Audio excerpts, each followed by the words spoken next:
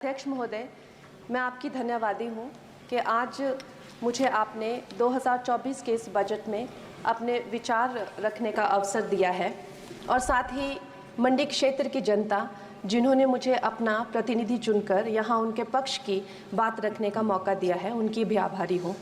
ये जगह मेरे लिए बहुत नई है, मैं एक नई सांसद हूँ, मगर मुझे इस बात का आभास है कि ये जो 18वीं लोकसभा है ये कोई सामान्य लोकसभा नहीं है।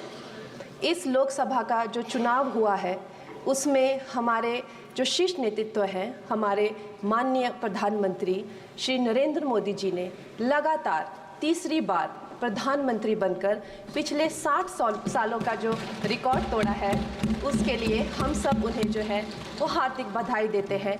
साथ ही बधाई के पात्र हैं हम सब भारतीय जनता पार्टी के लोग जिन्हें ये सौभाग्य प्राप्त हुआ। और मैं ये भी मानती हूँ कि हमारे भारतवर्ष की जनता जिन्होंने एक स्थिर, सहज और सफल सरकार को चुना है और एक संकल्प को चुना है, वो भी बधाई के पात्र हैं। महोदय जी, हम सब जानते हैं कि आज से 10 साल पहले हमारे देश की अर्थव्यवस्था का क्या हाल था।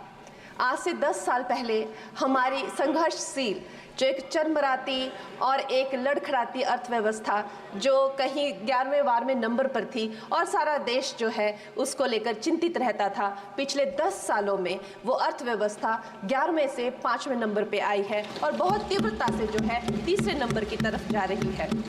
ये जो 2024 का बजट है ये सब वर्गों को जो है वो शक्ति प्रदान करने वाला बजट है।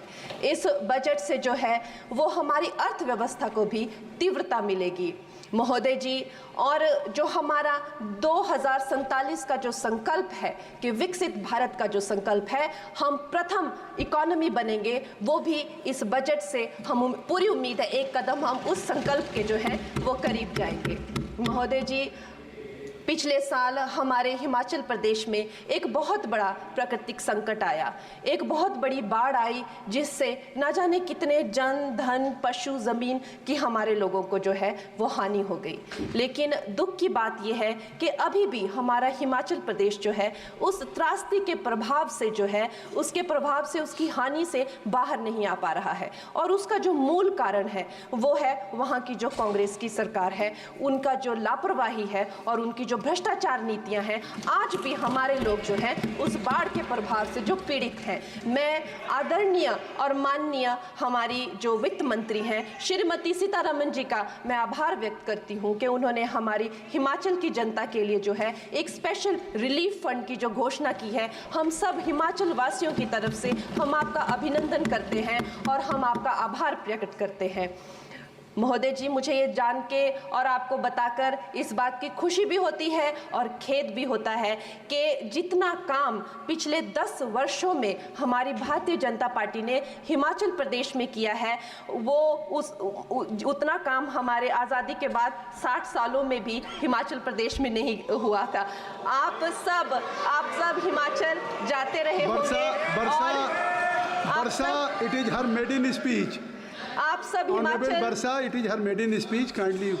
आप सब हिमाचल जाते रहे होंगे और आप सब ने देखा होगा कि वहाँ पर जो है आज से आज़ादी के 60 साल तक सिर्फ कुछ रोड्स बने थे और वो भी हमारे माननीय जो पूर्व प्रधानमंत्री अटल बिहारी जी रहे हैं, उन्होंने अपने कार्यकाल में जो है वो ग्रामीण प्रधानमंत्री सड़क योजना के अंतर्गत वो रोड बनाए थे।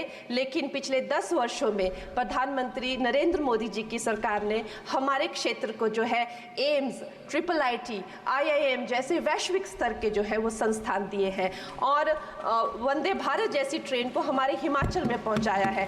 हमारे हिमाचल जैसे छोटे से राज्य को 3,500 करोड़ की लागत का मनाली कीर्तपुर जो है वो हाईवे दिया हुआ है, जिसमें माननीय महोदय जी 5 से ज़्यादा टनल हैं और 37 से ज़्यादा उसमें ब्रिजेस हैं। ऐसे वैश्विक स्तर की जो है हमें इंफ्रास्ट्रक्चर वहाँ पे मिली है और साथ साथ ही पूरे देश के लिए जो एक बहुत ही अद्भुत इंफ्रास्ट्रक्चर मार्बल है, जैसे कि हमारी अटल टनल 9 किलोमीटर की जो वो अटल टनल है, विश्व की सबसे लंबी टनल है और वो एक सिंगल ट्यूब हाईवे जो है वो पूरे विश्व के लिए जो है एक बहुत बड़ा उदाहरण है। और उसके साथ ही 11,000 करोड़ के हाइडल प्रोजेक्ट्स हमारे हिमाचल प्रदेश को दिए हैं। अगर मैं ये सूची यहाँ पे रखूँ तो शायद आप लोगों का बहुत वक्त जो है इसमें लग जाए, लेकिन लाखों लाभार्थी जो है वो चाहे मुफ्त राशन हो, चाहे पीएम की जो है वो मकान हो या आयुष्मान हो। हमारा हिमाचल प्रदेश एक ऐसे राज्य है जो पूरी तरह से शौच फ्री है और वहाँ घर घर में जो है वो गैस चूल्हे का कनेक्शन लगा है। एक भी माता, एक भी बहन गैस चूल्हे के कनेक्शन के बिना नहीं है। और मेरा ये जो सौभाग्य है 18वीं लोकसभा में, महोदय जी, मेरा ये सौभाग्य है कि जब मैं यहाँ पे आई थी तब महिला आरक्षण बिल जो राजनीति में महिलाओं को जो है 33% आरक्षण देता है, वो बिल भी पारित हुआ था। तो मेरे लिए बड़ी ही ये सौभाग्यशाली जो है 18वीं जो लोकसभा है। और मैं ये कहना चाहूँगी कि ये जो बिल है ये अवश्य ही एम्प्लॉयमेंट हो या चाहे स्टार्टअप इनोवेशंस हो, चाहे हमारे गरीब और मिडिल क्लास को टैक्स रिलैक्सेशन हो या हमारे जो अन्नदाता किसान हो उन पे फोकस हो। ये मैं इसे होलसम बजट कहती हूँ। और मेरी एक प्रार्थना रहेगी हमारे सरकार से कि हमारे मंडी क्षेत्र में अगर एक इंटरनेशनल एयरपोर्ट हो तो अवश्य ही हमारी जनता का टूरिज्म की दृष्टि से बहुत कल्याण होगा। वो हमें ज़रूर इस विषय में सोचें। और मुझे लगता है ये जो बजट है हम हिमाचल के वासी जो हैं इसका पूरी तरीके से जो है वो वेलकम करते हैं। और धन्यवाद। श्री कीर्ति आजाद जी। धन्यवाद अध्यक्ष महोदय। बहुत संक्षेप में मेरा ये ख से है जो प्रश्न है, the measures taken propose to be taken to improve the accessibility of health care in rural areas. वरिष्ठ नागरिकों को लेकर के है, उनकी संख्या बढ़ रही है। मेरा प्रश्न है कि ग्रामीण प्राथमिक चिकित्सालयों में बढ़ती उम्र से जुड़ी जटिल जघन्य संक्रामक जो बीमारियां होती है उससे जूझने के लिए हमने क्या क्या उपाय किया है? क्योंकि हमारे पास खांसी, सर्दी, खांसी इन सब चीज़ों के लिए तो होता है, लेकिन ऐसी जटिल समस्याएं आती हैं एक जब आदमी वरिष्ठ नागरिक होता है तो उसको जूझने के लिए हमने क्या किया है? ऐसी एक व्यवस्था मेरी जानकारी में केरला में है। क्या इसके बारे में हमें मंत्री जी बताएंगे? माननीय सदस्य ने बहुत ही महत्वपूर्ण प्रश्न पूछा है। मैं इनको बताना चाहता हूं कि हम लोगों ने एक पहले कार्यक्रम शुरू किया था 2016 के आसपास। That was about health and wellness centres, और बाद में वो आयुष्मान आरोग्य मंदिर के रूप में बना है। इसके तहत हमने बहुत से इनिशिएटिव्स लिए हैं। और जो आपने कहा कि बुज़ुर्ग लोग और जो ग्रामीण क्षेत्रों में हैं, तो सबसे पहली बात तो ये है कि हम आपसे ये शेयर करना चाहते हैं कि हमारे आयुष्मान आरोग्य मंदिर 1,73,806 आयुष्मान आरोग्य मंदिर बन चुके हैं जिस पर काम चल रहा है।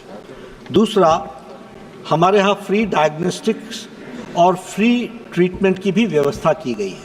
और इसके लिए मैं आपको बताना चाहता हूँ कि आज आयुष्मान आरोग्य मंदिर में जो फुटफॉल है वो 286 करोड़, जब से ये हेल्थ एंड वेलनेस सेंटर शुरू हुआ तब से 286.50 करोड़ का फुटफॉल हुआ है। और वो है 30/6/2024 तक, जिसमें से 38.2 करोड़ वेलनेस सेशंस हुए हैं। मैं बता रहा हूँ 81.29 करोड़ हाइपरटेंशन के केसेस की स्क्रीनिंग हुई है। 71.48 करोड़ को डायबिटिक स्क्रीनिंग हुई है। 48.82 करोड़ तक ओरल कैंसर की स्क्रीनिंग हुई है। 22.13 करोड़ तक ब्रेस्ट कैंसर की स्क्रीनिंग हुई है। 14.65 करोड़ की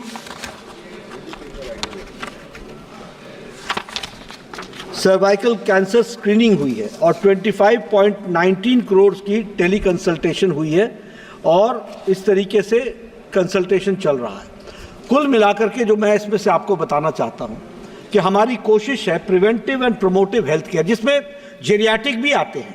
anybody going to the Ayushman Arogya Mandir, उनकी सब तरीके की स्क्रीनिंग कर रहे हैं। डेंटल हेल्थ, मेंटल हेल्थ से लेकर के hypertension, diabetes, tuberculosis, leprosy, skin checking, सारी की सारी होती है। अब जहाँ तक आपने जेरियाटिक के बारे में बात की,